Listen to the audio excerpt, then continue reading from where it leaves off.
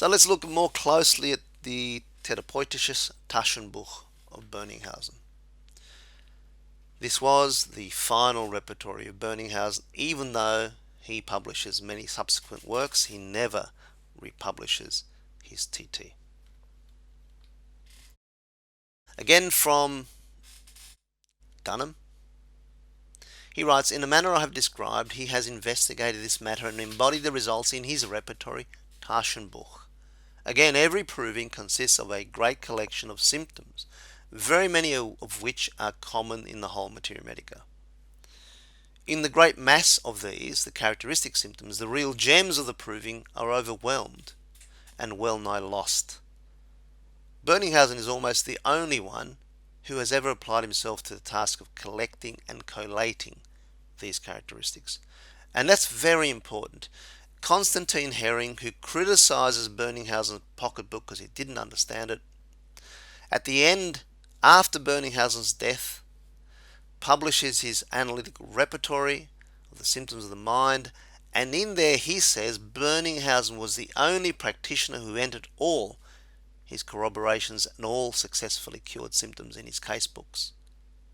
Boenninghausen's repertory has been made, as it were, the basis of this analytical therapeutics. So Herring, after Boenninghausen's death, uses Boenninghausen's work, successes, basically utilizing Boenninghausen's therapeutic pocketbook as the basis of his own work, tacitly admitting the accuracy of that work. Kent says, why is it that Boenninghausen's book is out of print? Simply because Hahnemannian homeopathy has not been taught. Nothing would please me more than to see the republication of this great work. This book enables men who know how to study it to cure the sick. Of course, later on, Kent says, I could never understand this work anyway, so he was never understanding it.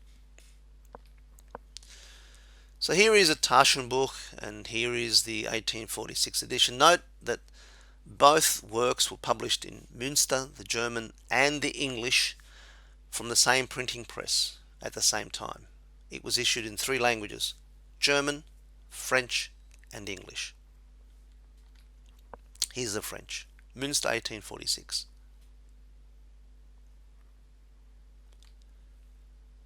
And if we look inside, again we'll see the grading system, which was defined in SRA-SRN, has been maintained and continued into his Taschenbuch. This book has been compiled from his SRA-SRN directly. And we find very few uncertainties in this work. I want to also show you this particular page, Krämpfe, spasms in general, spasms clonic and spasms tonic, and I want to highlight one particular remedy. If we look at Spigelia, Hahnemann has a symptom. It says in 580 in Spigelia, in his Materia Medica Pura, convulsions, death. The reference that we've abbreviated, coded, is C13.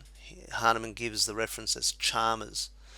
Chalmers writes an account of the weather and diseases of South Carolina, and in this volume he writes, of all the vermifuges I am acquainted with, Lonicera, called Indian pink here, hath the best effects.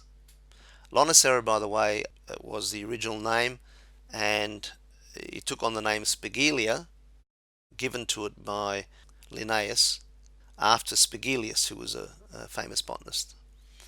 He says, but it must be properly guarded. It affects the nervous system to such a degree that convulsions sometimes supervene, as happened, and they proved mortal on the same day, to 2 lusty children in one family, of 7 and 5 years of age, owing to the too free use of that plant before its properties were fully known to us. Note, it's been listed under convulsions, spasms, in general, clonic and tonic, as grade 1, and yet this drug has proved mortal, fatal.